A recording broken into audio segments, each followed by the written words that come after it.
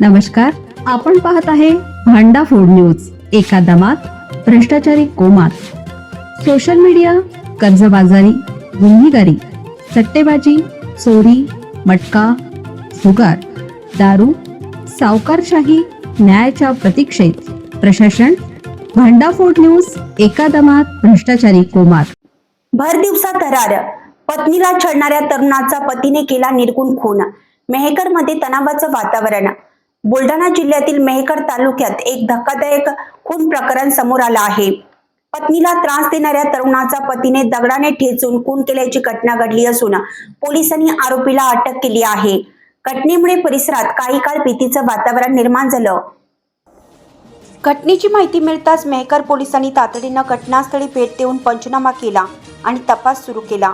पोलिसांनी अल्पावधीतच तपास करत संशयिताचा शोध लावला.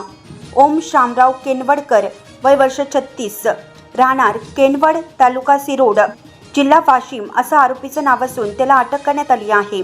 प्राथमिक तपासात असे समोर आले की मृत राहुल हा आरोपीच्या पत्नीला वारंवार त्रास देत होता. याबाबत त्याला आधीच समज देण्यात आली होती. मात्र त्रास सुरूच असल्याने संतप्त झालेल्या ओम केनवडकरने दगडाने मारहाण करून राहुलचा खून केल्याची कबुली दिली आहे.